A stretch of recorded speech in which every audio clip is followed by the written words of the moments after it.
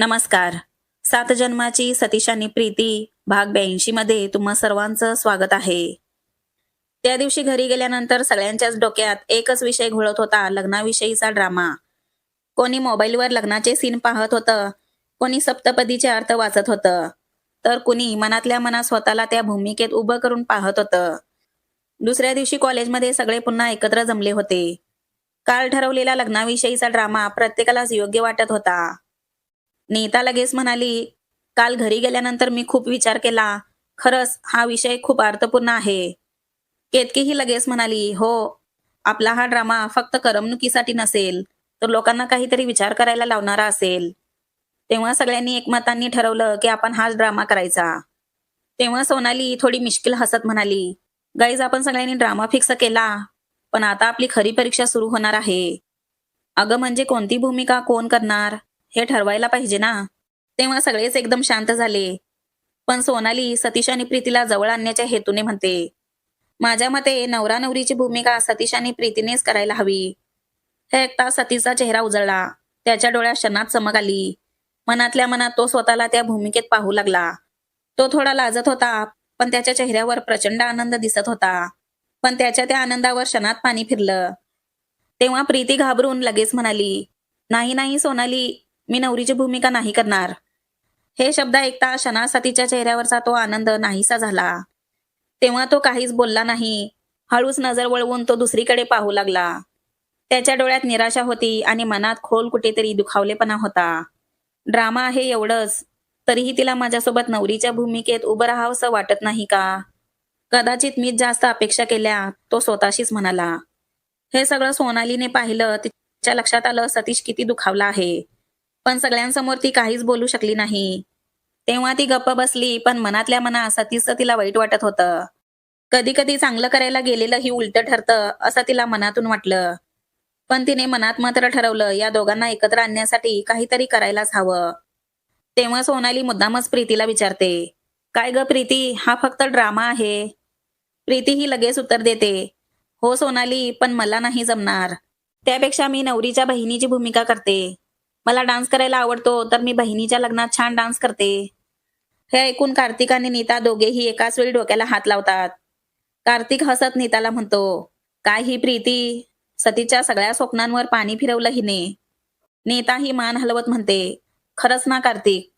तेव्हा सोनाली म्हणते, ठीक आहे, पण नवरीची भूमिका कोण करणार? तेव्हा नीता मनालीकडे पाहत म्हणते, मनाली, तू तरी नवरीची भूमिका कर आता.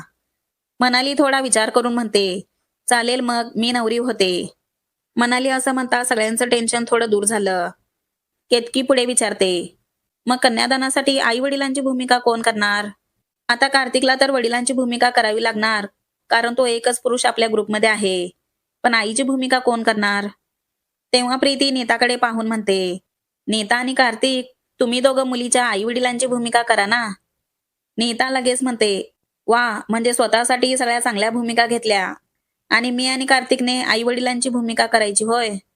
नीता असं म्हणता सगळे जोरात हसू लागले. पण केतकी ठामपणे म्हणते, आई वडिलांची भूमिका सगळ्यात श्रेष्ठ असते. आणि तू असं म्हणतेस का नीता? नीता मुद्दाम हसून म्हणते, अगं मला माहित आहे केतकी, मी फक्त नाटक करते. तेव्हा सोनाली थोडी गंभीर होत म्हणते, पण एक प्रश्न आहे. या ड्राम्यात मंगळसूत्र आणि सिंदूर दाखवायचं आहे. हे सगळं खरं लग्न झाल्यासारखं होईल ना? सगळे अचानक शांत झाले आणि नीता म्हणते, हो ग सोनाली, लोक पण काय म्हणतील? तेव्हा प्रीती म्हणते, आपण असं करूया, जोशी मॅडमांना विचारूया. तेव्हा सगळेजण मिळून जोशी मॅडमांना भेटायला गेले. जोशी मॅडमांना सोनालीने सगळं सांगितलं. तेव्हा जोशी मॅडम हसत म्हणाल्या, अरे पिक्चरमध्येही लग्नाचे सीन दाखवतातच ना, म्हणजे काय कलाकारांचं खरं लग्न होतं का? जोशी मॅडम असं म्हणता सगळे हसू लागले. पण मॅडम पुढे म्हणाल्या, हा फक्त एक ड्रामा आहे, तरीही तुमच्या समाधानासाठी तुम्ही पंडितांना विचारून बघा.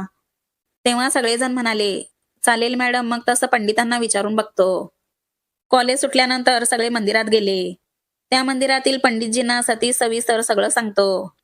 आम्ही सगळे कॉलेजमध्ये लग्नाविषयीचा ड्रामा करणार आहोत. त्या ड्राम्यामध्ये नवरा मुलगा नवरी मुलीच्या गळ्यात मंगळसूत्र घालेल, सिंदूर भरेल. तर पंडितजी, ते खरं लग्न झाल्यासारखं होईल का? असं केलं तर चालेल का?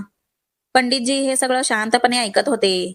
तेव्हा ते पंडितजी थोडा विचार करून म्हणाले, ड्रामा म्हणून केलं तर चालेल, पण एक अट आहे. सगळे लक्ष देऊन ऐकत होते. पंडितजी पुढे म्हणाले, ड्रामा संपल्यानंतर अर्ध्या तासाच्या आतच नवऱ्या मुलाने नवरीच्या गळ्यातून मंगळसूत्र काढायचं आणि सिंदूरही पुसायचा. पण बाहेरचं कुणीही आणि कोणतीही मुलगी ते पाहता कामा नये. हे सगळं एकांतात करायचं. हे ऐकून सगळे थोडे शांत झाले. तेव्हा मनाली पंडितजींना विचारते, मग काही अडचण नाही ना पंडितजी? पंडितजी हसत म्हणाले, नाही, मग कसलीच अडचण नाही. सगळे थोडा विचार करतच मंदिरातून बाहेर आले. मंदिराबाहेर येताच नीता मनालीकडे पाहून विचारते, हे सगळं तुला चालेल ना मनाली? काय तू एकदा तुझ्या मम्मी पप्पांना विचारून बघतेस? तेव्हा मनाली थोडं हसून म्हणते, आता पंडितजींनी सांगितलंय तर मला काय प्रॉब्लेम असणार? मला काही हरकत नाही. हे ऐकता सगळ्यांच्या चेहऱ्यावर समाधान दिसतं. कार्तिक म्हणतो, मग ठरलं. आपण हा लग्नाविषयीचा ड्रामा करायचाच. सोनाली हसत म्हणते, सगळ्यांच्याच भूमिका आता ठरलेल्या आहेत, तर आता उद्यापासून आपण रिहर्सल सुरू करूया. सोनाली असं म्हणता सगळ्यांच्या चेहऱ्यावर वेगवेगळ्या प्रतिक्रिया उमटल्या. कुणाच्या डोळ्यात उत्साह होता तर कुणाच्या मनात थोडीशी भीती होती. तेव्हा केतकी हसत म्हणाली, म्हणजे उद्यापासून खरी धमाल सुरू होणार. संवाद पाठ करायचे, डान्सही ठरवायचा आणि सगळ्यात अवघड म्हणजे भावनाही दाखवायच्या. आणि कार्तिक लगेच म्हणतो, आणि चुका झाल्या तर एकमेकांवर चिडायचं नाही, कारण शेवटी हे नाटक आहे, पण आपली मैत्री खरी आहे. नीता हसत म्हणाली, अरे चुका तर होणारच, पण त्या चुकांमध्ये सुधारणा करतच आपला ड्रामा अजून छान होणार आहे. हे सगळं ऐकताना प्रीती शांत होती. तिच्या मनात मात्र वेगळेच विचार सुरू होते. ड्रामा जरी असला तरी काही भावना खऱ्या वाटत होत्या. सतीश तिच्याकडे पाहत असतो, पण त्या नजरेत अपेक्षा नाही, तक्रार नाही. फक्त एक शांत स्वीकार असतो.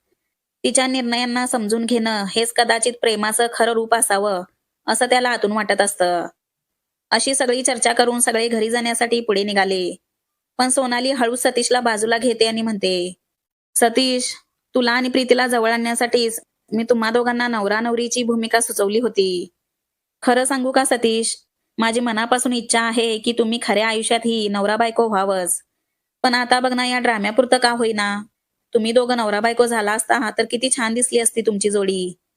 तेव्हा सतीश हसतो आणि म्हणतो, राहू दे ग सोनाली, आज नाही तर उद्या खऱ्या आयुष्यात ती माझी बायको होणारच आहे. आणि ज्या गोष्टीत तिला आनंद मिळतो त्याच गोष्टीत मला सुद्धा आनंद होतो. म्हणून सोनाली, तिला बहिणीची भूमिका करू दे. हे ऐकून सोनाली त्याला डोळा मारत म्हणते, अरे वा, इतकं प्रेम, इतकी काळजी. खरं सतीश, प्रीती खूप लकी आहे, जो तुझ्यासारखा लाईफ पार्टनर तिला मिळणार आहे. सतीश फक्त हसतो आणि मनात एकच विश्वास ठेवतो, ही साथ जन्मोजन्मीची आहे. प्रीतीच्या ग्रुपचा हा लग्नाविषयीचा ड्रामा ऐकण्यासाठी तुम्ही किती एक्सायटेड आहात हे मला कॉमेंट करून सांगा. आणि हा भाग आवडला असेल तर एक लाईक आणि चॅनलला सबस्क्राईब करा.